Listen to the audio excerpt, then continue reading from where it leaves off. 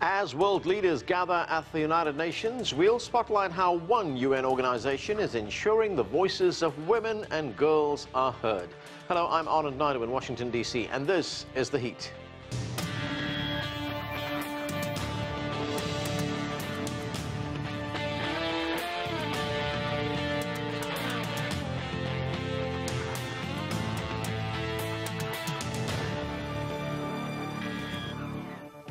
One facet of the United Nations is dedicated to gender equality and the empowerment of women. It's called UN Women. It addresses global issues such as violence against women, discrimination and pay inequality. I recently traveled to New York and sat down with Phumzile Mlambo-Ngcuka, an Under-Secretary General of the United Nations and the Executive Director of UN Women. I started by asking her about the progress that's been made in women's rights.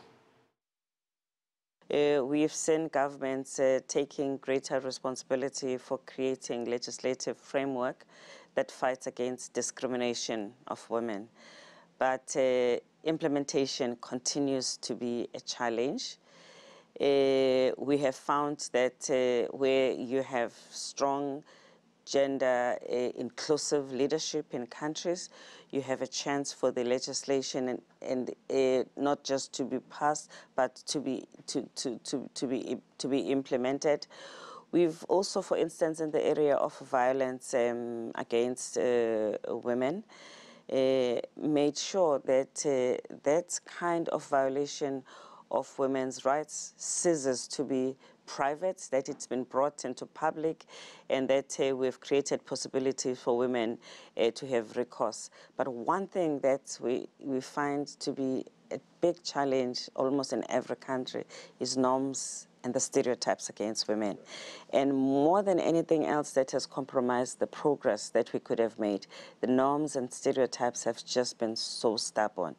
And they take much longer, and maybe we didn't always have a good grasp of just the intensity of a bad custom surviving and even undermining a good law. You pass a good law to change the custom is more resilient than the law. So there's something that we need to do as we pass good legislation in order to make sure that we really address the issue of stereotypes in the law. It's an overwhelmingly big challenge in most countries.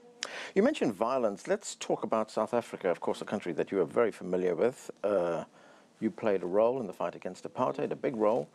You have also served in the South African government. Last May, there was a big demonstration in Pretoria, the South African capital, against violence against women and children. And if you look at some of the figures in South Africa, it's really alarming. It's horrific. 38,000 sexual offences reported in the period April to December last year. 40% of men assault their partners every day, and 3 women die every day at the hands of their partners. This in a country which has a very liberal constitution, has protections for women in that constitution. What's gone wrong? This is exactly the issue I was raising of the gender stereotypes and norms that almost classify women as a second citizen. Not formally, but in the manner in which men relate to women, and even in sometimes women also end up seeing themselves as their families. A woman will be beaten up. She will not tell her parents. She will not tell her siblings because she is expected to, stomach it, so to say. So in South Africa, we have the laws, and not unless we actually engage with families, with culture, with the stereotypes, these laws are just not doing what they're supposed to do. Also, we have a law enforcement that just does not do its work properly. So perpetrators become repeat offenders because they can. There is nothing that actually makes them fear that they will get into trouble and face the consequences. So part of what, especially now in my second term, I intend to spend a lot of time in investing our energies in, is working with law enforcement. And it's clear that you can't just start with being punitive only towards them. You actually have to make sure that right from the training that they get in the police academies, this issue is part and parcel of what they must graduate with in their toolkit of how they are going to go about doing their policing work. It's a slow process. It's very complex, so you really need comprehensive solutions. Right. Magistrates and judges, part of the problem. And I guess when it comes to domestic violence, there's also a stigma attached to it. Yes, you don't hear about it. Yes. Yeah, women are afraid to report because they end up with a stigma. They are not believed. If they are believed, there must be something that you did. Or some women who want to be private, they do not want other people to know that their lives are as hard as they are. Right. Now, in 2015, 167 countries reported on the progress that they've made on gender equality, implementing on the women's Beijing rights. Declaration. The Beijing Declaration, that's right. It revealed that no country had actually achieved gender equality. Yeah. Does that disappoint you? Yeah, well, it is disappointing, but we could see that one coming because even the countries with the highest indicators on complying with different aspects of gender equality, none ticks all the boxes. Violence being one area where universally no country has been able to overcome that. Equal participation and representation of women. There isn't a country where women's participation is equal to that of men. In some countries, we have high participation of women in parliament, but they are not in the private sector. They are not in other institutions. And of course, in economic participation, almost in all countries in the world, women are at the bottom. It's not only that women are not in the boardroom, even in the shop floor, women are in the worst part of the shop floor. So that inequality and that trend exists in all countries. And I guess it's also how national governments look at this. You've said that you want women's rights, gender equality, to be a global priority. And if you look around, you see, even in countries where there are gender ministries, there are gender departments, it's not a priority. Yeah. Foreign affairs comes first, finance comes before that, so does defense. In fact, generally, investment in women in most countries is seen as a nice to do, not a must do. When we did the study in 2015, what we found was that only about 10% of work plans that address aspects of gender equality that governments approve attract government funding. So you have a full plan approved for which only 10% of the funding you need is allocated.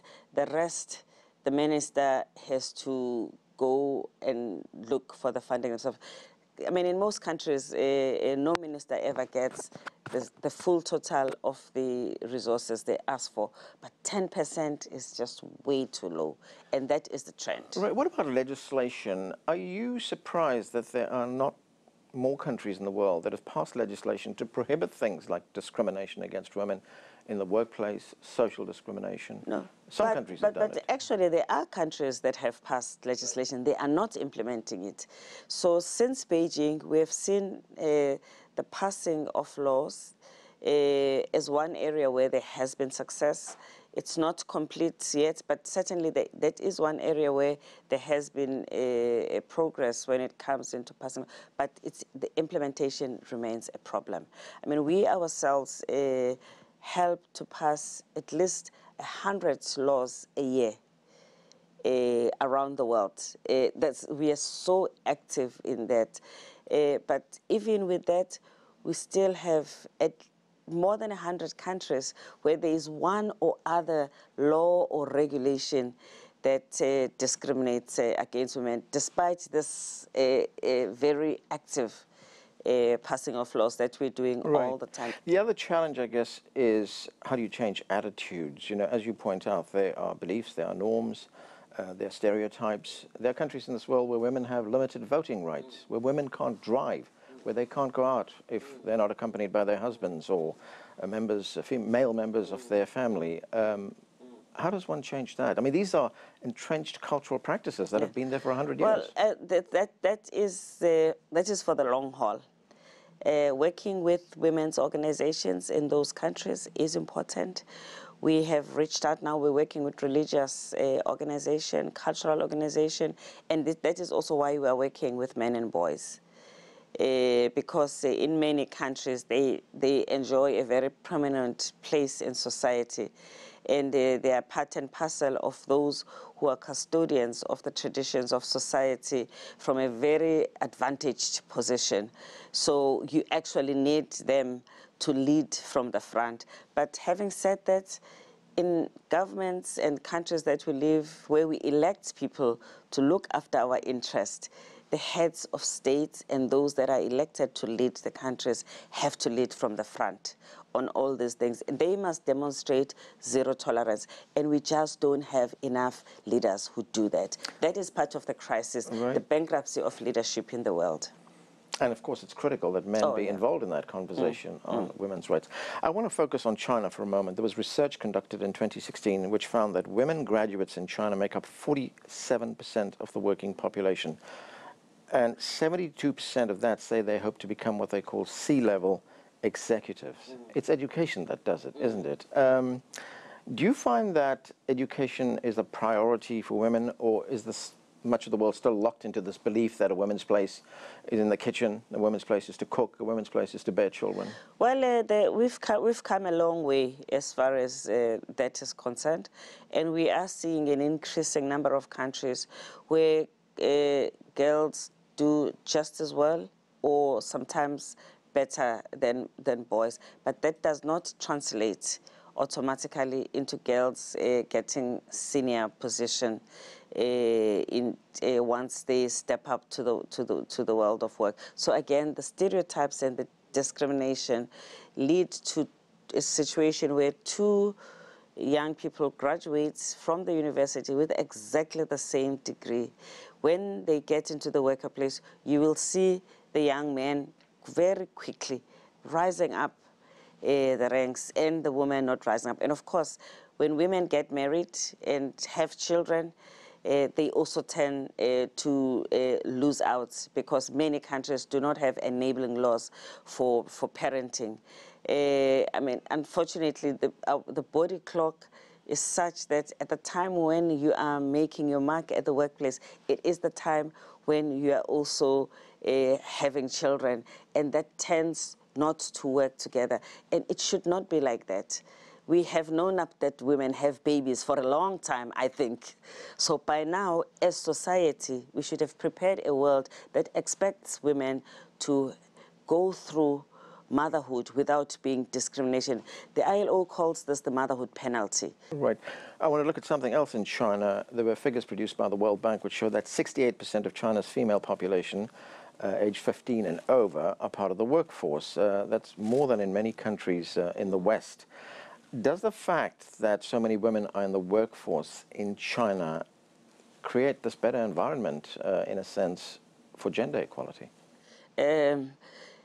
To some extent, that those women would have a level of independence because they are having their own income, but that is just one part. A comprehensive response and support is actually needed so that that same woman is not living with violence. That same woman, when she's there at the workplace, she can shatter the glass ceiling, but certainly it is a good step that women are able to be in the labor market. Now, you've set yourself a goal of 2030 when you want to see gender equality. It's part of the Agenda for Sustainable Development. What kind of benchmarks or posts that we should we be looking for? So we are aiming for substantive equality by 2030. Aiming to address the areas that create intergenerational inequality and addressing those areas where if we address it effectively, the next generation will not have to deal with the same issue. Equal pay would be one of those issues. We need to establish as a practice that men and women are paid equally for work of equal value. And that is a standard that you can establish across the world. That was